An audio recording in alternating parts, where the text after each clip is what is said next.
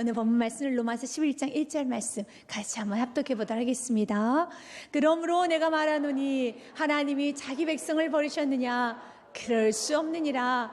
나도 이스라엘이뇨 아브라함의 씨에서 난 자요 베냐민 지파라. 오늘 바울 사도는요 질문합니다. 하나님이 이스라엘 백성들을 버리셨느냐? 아니, 그렇지 않아. 하나님은 신실하시고 하나님은 실수하지 않으시고 하나님 변개치 않으시며 하나님이 약속하셨던 것은 반드시 이룬단다. 누가 증명이 되는 줄 아냐? 내가 바로 하나님의 말씀이 이루어졌음이 보여지는 내가 증인이야 라는 말을 하고 있습니다. 사랑하는 여러분, 우리들은 하나님 앞에 참 겸손하고 순하고 고집이 없는 것처럼 보이지만 그렇지만 않습니다.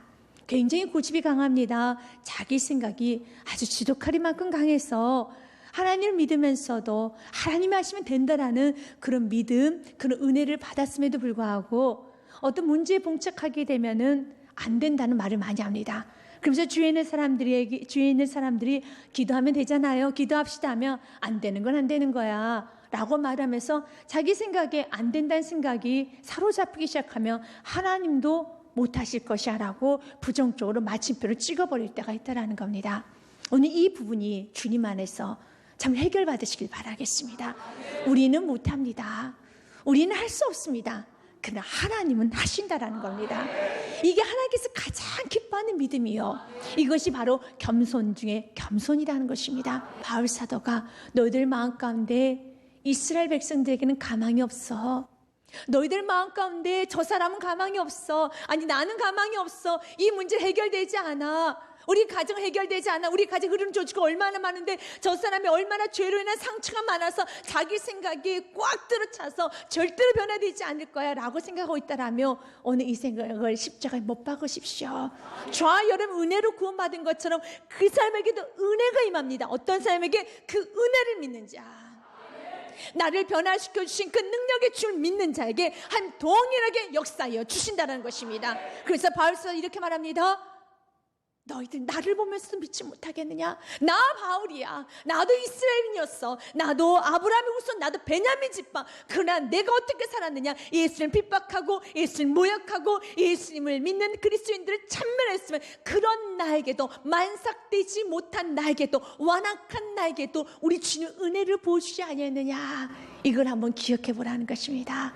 사랑하는 여러분, 우리 집의 은혜는 풍성합니다. 오늘 또 은혜가 임하기를 원하고 있습니다. 그래서 잠언 4장 말씀 23절 말씀을 꼭 기억하시기 바라겠습니다. 여러분의 마음과 생각을 지켜가시길 바라겠습니다. 같이 읽어봅니다. 모든 지킬 만한 것 중에 더욱 내 마음을 지키라. 생명의 근원이 이에서 나함이니라. 여러분의 마음 가운데 하나님은 못하셔. 이 문제는 안 되라는 그 마음을 버리고 이 마음이 주님 안에서 지킴을 받으시길 바라겠습니다. 이제는 긍정적인 마음을 가지시길 바라겠습니다.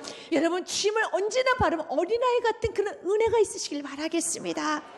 그러면서 오늘 바울 사도는 두 번째 예를 듭니다. 나 바울이 변화되는 거, 이게 너무 큰 은혜지 않느냐? 그러면서 이렇게 큰 은혜를 받을 수 있는 것은 먼저는 소망의 말씀이 있다라면 그 말씀들을 이루어진단다 라는 말을 하면서 두 번째 예로 엘리야 예를 두고 있습니다. 2절 말씀에 보면 이렇게 되어 있습니다. 하나님 그 미리 아신 자기 백성을 버리지 아니하셨나니 너희가 성경이 엘리야를 가리켜 말한 것을 알지 못하였느냐? 그가 이스라엘 하나님을 고발하되 라고 했습니다.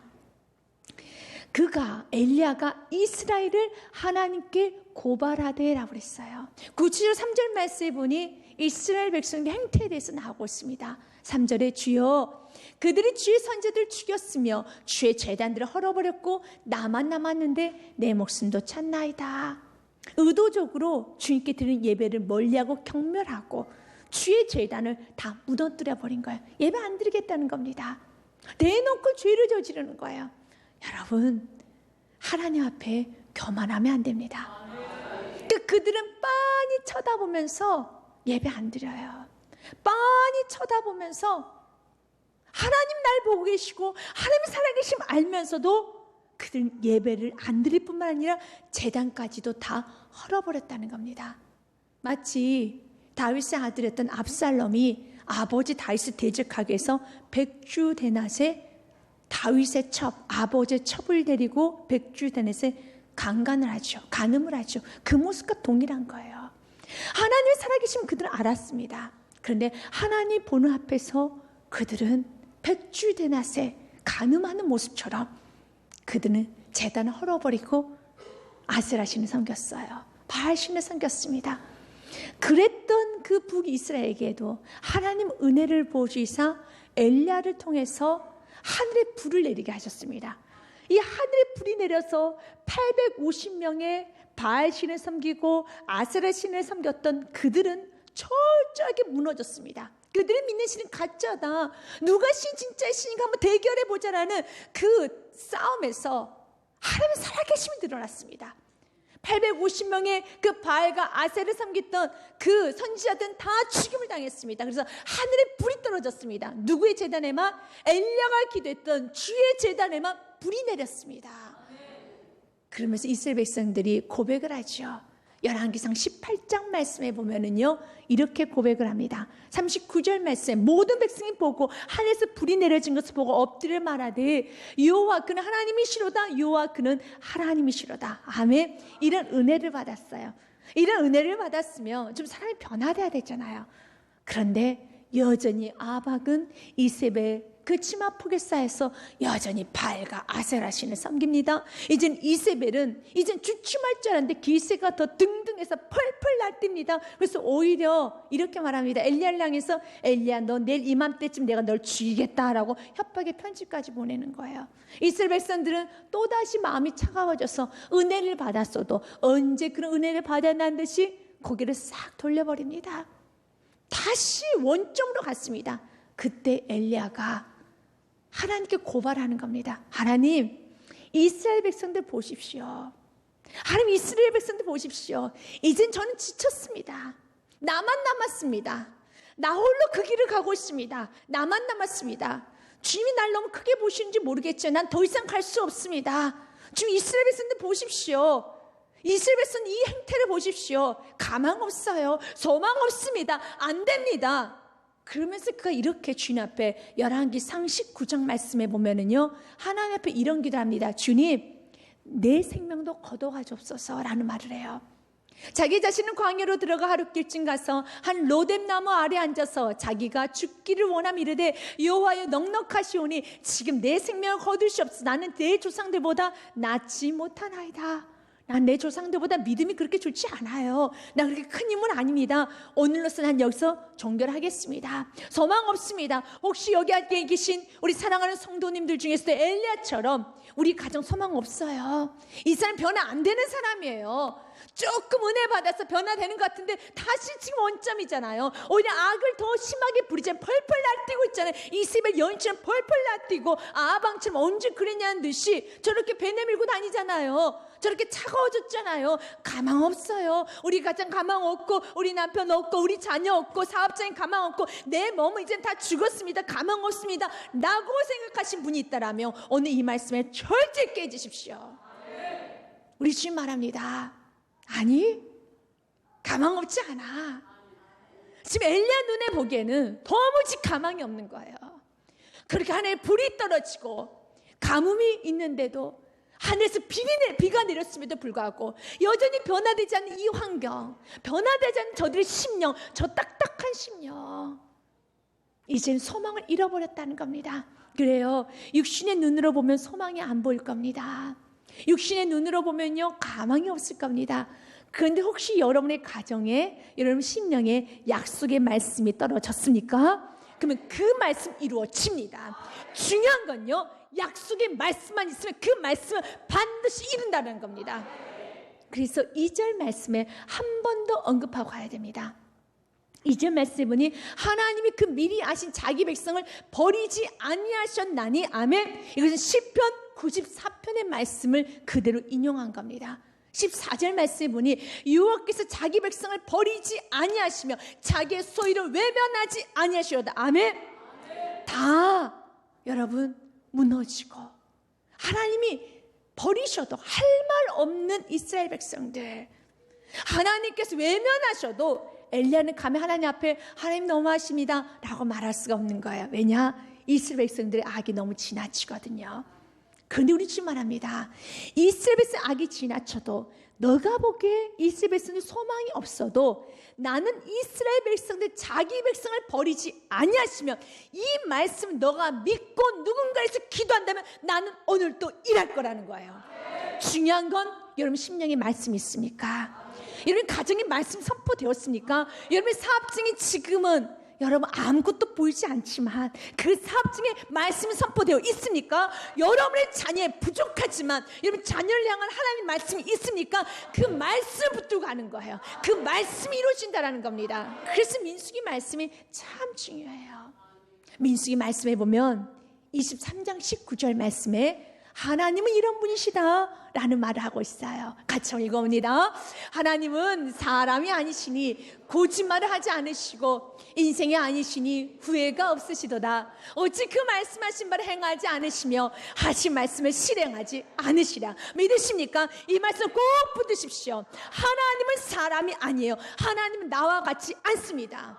오늘 엘리야가 참으로 이스라엘 소망을 두지 못하고 포기했습니다. 이제 나만 남았습니다 라고 말을 할 때 하나님께서 엘리야에게 뭐라고 말했는지 바울이 다시 한번 기억하기를 원하고 있습니다. 나만 남았습니다. 혹시 여러분만 지금 주의 길을 가고 있고 나만 고생하고 나만 힘들게 하고 있다고 생각하고 있습니까? 그러지 않아요. 지금은 이렇게 말합니다. 나 홀로 남아서 나만 지쳤다고 지금 하나님조차도 관심 없고 하나님도 일하지 않고 나만 혼자 일하고 나만 지금 이스라엘 백성들이 있어 이렇게 동문서도 다니고 있다고 생각하는 그 엘리야에게 엘리야야 그런 착각은 하지 마. 지금도 일하고 하나님의 영광을 위해서 일하고 있는 순교든 7천이 있단다. 4절 말씀 같이 한번 읽어봅니다. 시작. 그에게 하신 대답이 무엇이냐? 내가 나를 위하여 바알에게 무릎을 꿇지 아니한 사람 7,000명을 남겨두었다 하셨으니 아멘. 여러분 혼자 하고 있다는 그 생각은 이젠 버리셔요. 여러분 7천을 남겨뒀습니다. 하나님 다음 세대의 붕을 일으키기 위해서 오늘도 7,000명을 준비해 놓고 계셔요. 오늘도 주님께서는요 다음 세대 일으킬 그 자를 오늘도 준비시키고 오늘도 여러분의 가정에 준비시키고 먼저 여러분 심령을 준비시키고 여러분 가는 곳마다 준비시킵니다. 그 7,000명이 있습니다. 또한 7,000명의 물질이 있어요. 여러분 7,000명의 확장이 있다라는 겁니다. 여러분의 사업장에도요 하나님께 준비해서 7천의 물건이 있으면 믿으시기 바라겠습니다. 여러분의 가정에도요 하나님께 준비해 7천의 영권이 있으시면 믿으시기 바라겠습니다. 여러분 인생에도요 하나님께서 준비하신 7천의 인권이 있으면 믿으시길 바라겠습니다. 이 7천은 하나님의 숫자라는 것입니다. 반드시 하나님이 준비하시고 하나님 베풀어 주시고 이걸 믿는 자에게 이 말씀 믿는 자에게 하나님 오늘도 역사하신다라는 거예요. 걱정하지 마. 너 사업 중에 7천의 물건이 있어. 이걸 끌어내리십시오. 근데 마치 나 혼자 하나님 이 사업 중에 관심도 없으시나 봐. 나 혼자 고생하네. 나 혼자 힘드네. 그러지 마십시오. 내 자녀 지금 나만 이렇게 힘들게 키우고 있고 나도 지금 포기야. 그러지 마십시오. 여러분이 지금까지 온 것이 하나님의 은혜라면 그 은혜가 여러분의 가정, 사업장 이런 가는 곳마다 임하게 된다는 겁니다. 그래서 오늘 성경은 이런 말합니다. 5절에 기억해라. 그 7전이라는 숫자가 남은 거 엘리야야 네가 남은 건 은혜야. 은혜야. 같이 한번 읽어봅니다. 12장 5절입니다. 그런즉 이와 같이 지금도 은혜로 택하심을 따라 남은 자가 있느니라. 아멘. 은혜라는 겁니다. 바울이 왜 이분을 은혜로 해석했는지 아십니까? 대다수는 예수님을 배척하고 예수님 영접지 아니하고 예수께 대적했습니다. 그런데 나 바울은 대다수에 속하지 아니하고 거기서 구원받아서 예수님을 주로 영접하고 예수님을 전한 복음의 사도가 되었는데 이건 은혜라고 해석을 하는 거예요. 내가 대다수에 끼어있지 아니하고 내가 좁은 길을 가는 건 은혜라는 거예요. 여러분의 세상에 물들지 아니하고 좁은 길 십자가의 길 말씀의 길을 가고 있다라면 이것을 여러분들이 야 나만 너무 고생한다 나만 힘들다 생각하는 것이 아니라 내가 대다수에 껴있지 아니하고 내가 그들과 섞여 사는 것이 아니라 무리 중에 있는 것이 아니라 내가 말씀의 길을 갈 수 있는 건 은혜였습니다. 내가 이렇게 사는 건 은혜였습니다. 여러분 생각해 보십시오. 여러분이 그 무리 사이에 껴서 하나님을 대적하고 믿음을 살지 아니하고 세상적인 종교적이고 하나님 싫어하는 짓만 하고 여러분 이 세상을 마칠 때 얼마나 끔찍하겠습니까? 여러분들이 그래도 부족하여도 말씀대로 살기를 결단하며 여러분이 부족하여도 하나님 편에 서기를 원하며 오늘도 하나님께 나에게 주신 그 말씀 앞에 정직히 가고 있다라면 이건 여러분의 힘이 아니라 은혜라는 겁니다. 마르틴 로이드 존스 목사님이 이 부분 로마서 11장 부분에 대해서는 이렇게 좀 말을 했습니다. 남은 자의 교리가 없었더라면 이스라엘 백성 오래전에 우리가 주님이 오시기 훨씬 전에 사라졌을 것입니다. 교회도 하나님의 목적을 위한 것이 아니었다면 오래전에 완전히 사라져버리고 말았을 것입니다. 그러면서 그는 숫자에 의해 넋을 잃지 말라, 무리들 따르지 말라 말을 합니다. 엘리야 시대 거의 모든 사람들이 그릇된 편에 있었습니다. 그러나 엘리야는 틀림없이 내가 잘못되었다, 나 혼자만 옳고 다른 모든 사람들이 잘못될 수는 없다라고 말하지 않았습니다.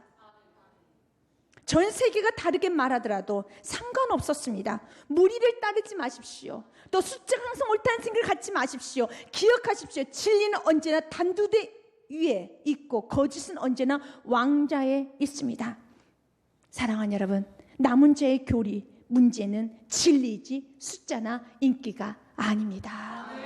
여러분, 우리가 때로는 이렇게 많은 사람들이 이렇게 마음대로 사는데 설마 그게 다 잘못된 것일까? 아닐 거야. 내가 좀 잘못된 게 아닐까? 라는 생각을 하지 마십시오. 오늘 엘리야는 그 말을 전하고 있는 거예요. 많은 사람이 그렇게 살아도 말씀에 그 길이 옳은 길이 아니라면 말씀의 길을 가라는 겁니다. 그리고 네가 말씀의 길을 갈 수 있는 건 너의 힘, 너의 공로, 더 나아가서 아쉬울 것도 없다라는 거예요. 왜? 내가 그들 사이에서 나와서 내가 말씀을 갈 수 있는 건 은혜라는 겁니다.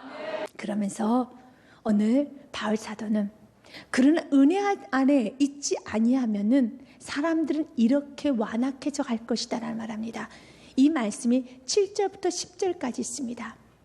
7절의 말씀에 보니 은혜 아래 거하지 아니하면 사람이 우둔해진다라는 거예요. 그런즉 어떠하냐? 이스라엘이 구하는 그것을 얻지 못하고 열심히 구하다라는 것은요, 헬라에 보니 에페체타라고 했습니다. 애쓰는 거예요. 그들은 애를 썼어요. 무엇을? 하나님의 복을 받기 위해서, 하나님의 의를 이루기 위해서, 아버지의 뜻을 찾기 위해서 애를 썼습니다. 그럼 얻지 못했어요. 여러분, 하나님의 복은요, 하나님의 뜻은요, 애써서 되는 게 아니에요. 여러분, 힘써서 되는 게 아닙니다. 여러분, 이것은 은혜를 받은 삶이 갈 수 있는 거예요. 오직 택하심을 입은 자가 얻었고라고 했습니다. 이건 노력해서 하는 게 아니라 택하심을 입은 자가. 그래서 택하심이라는 것은 에클로겐이라 했습니다. 이건 선택이에요. 하나님께서 구원하시기 위해서 부르신 사람, 택하심. 하나님께 chosen, 선택한 사람이라는 겁니다. 우리 교회를 우리가 뭐라고 말합니까? 에클레시아라고 말합니다. 이것이 에클레시온에서 왔습니다. 에클레시아. 그래서 교회는 내가 내 발로 다닌 것 같지만 그렇지 않아요. 교회는 하나님께서 부르셨기 때문에 이 교회에 온 겁니다. 하나님께서 부르신 사람들의 모임이 교회라는 것입니다. 그리고 이렇게 하나님께서 부르시고 내가 교회를 다니고 내가 구원받는 건 무엇이라고? 이것은 택하심을 입은 것은 무엇이라고? 은혜라는 거예요. 은혜라는 겁니다. 내 행위가 아니라 내가 내 말로 걸어갔고 내가 선택한 것이 아니라 이건 당신께서 선택해 주셔서 내가 하나님을 섬기게 되고 내가 교회를 섬길 수 있는 이건 은혜라는 겁니다. 근데 그 은혜를 잃어버렸을 때 첫 번째 나타나는 현상, 우둔해졌느니라. 우둔해진다는 게 무엇입니까? 여러분, 마음이 돌같이 딱딱해진다는 거예요. 은혜를 잃어버리며 마음이 돌같이 딱딱해집니다. 그래서 말씀을 들어도 그 말씀 앞에 마음이 돌같이 딱딱해져서 말씀이 들어가지를 못해요. 말씀이 비춰지지 못합니다. 은혜 밖에 있으면은요, 왜 그렇습니까? 은혜 밖에 있으면 자꾸 내세우고 싶은 것은 내 행위, 내 공로, 내 생각, 내 감정만 자꾸 내세우면서 하나님 앞에 원망 불평하는 거예요. 마음이 둔해져서. 그래, 은혜 안에 거하게 되면 주님 구원받은 게 은혜입니다. 내가 무리 중에 섞이지 않고 내가 이렇게 말씀을 가눌 수 있는 게 은혜입니다. 다시 한번 엘리야가 은혜가 회복되었었을 때, 나만 남았군요. 주님, 당신 지금 일하고 있습니까? 나만 너무 힘듭니다. 그렇게 말하는 것이 아니라 그가 은혜를 다시 회복했었을 때, 그가 주님에서 40주 40자를 뛰어갔던 것처럼 우리도 은혜가 회복되면요, 전진합니다. 시간 아끼지 않습니다. 자신의 몸 아끼지 않습니다. 물질 아끼지 않습니다. 자기 거 남겨두지 않습니다. 오직 전진만 한다는 겁니다. 그러면서 은혜 비껴나간 사람의 또 특징이 나와요. 8절 말씀에 보니 기록된 바 하나님은 오늘까지 그들에게 혼미한 심령과 보지 못한 눈과 듣지 못한 귀를 주셨다고 그랬습니다. 혼미한 심령은요, 마취되어 있는 그런 심령을 말합니다. 마취되어 있는 혼수 상태를 말합니다. 여러분, 수술할 때 가장 먼저 하는 게 마취잖아요. 여러분, 혼수 상태 만들지 않습니까? 여러분, 그때 수술할 때 마취를 하고 난 다음에 의사 선생님이 와서 정말 떼어내야 할 부분을 칼로 들고 여러분 도려냅니다.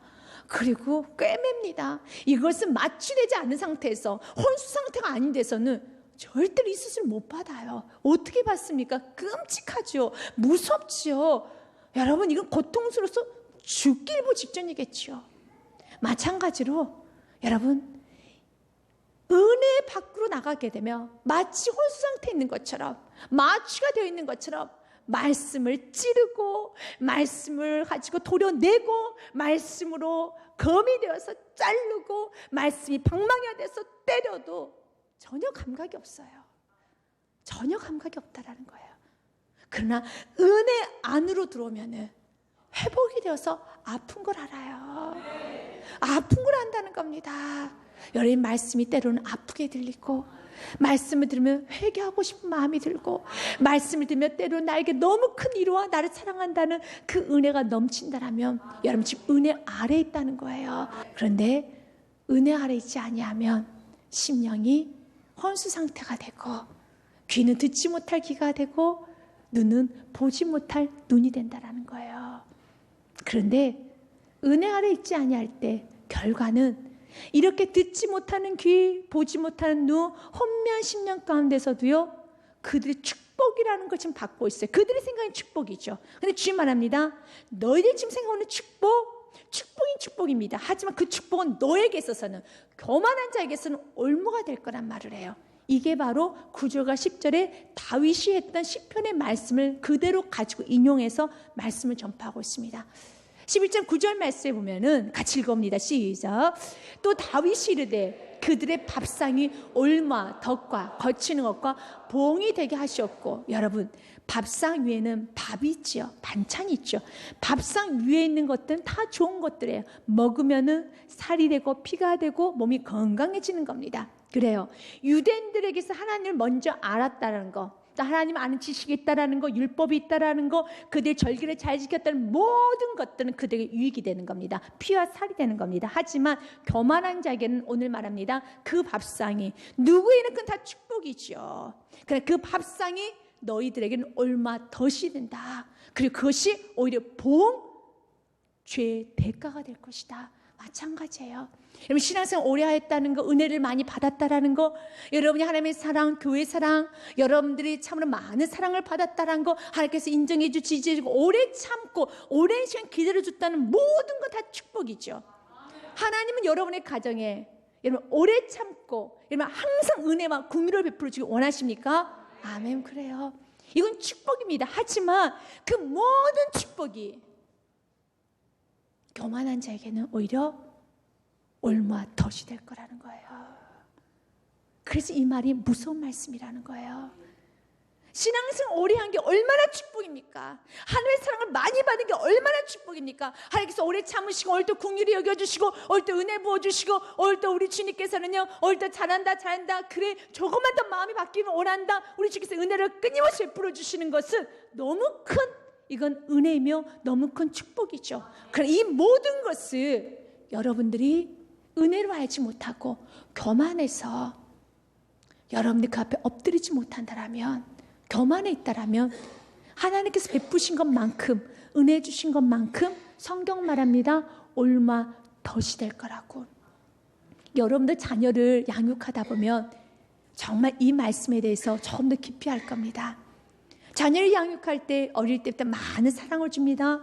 정말 좋은 건 다 먹입니다. 좋은 건 다 해줬습니다. 학원도 다 보내줬습니다. 근데 그것을 감사를 하면요, 그 자녀는 이 모든 것이 그에게 있어서의 꽃이 되고 아름다운 것이 되고 정말 좋게 되는 겁니다.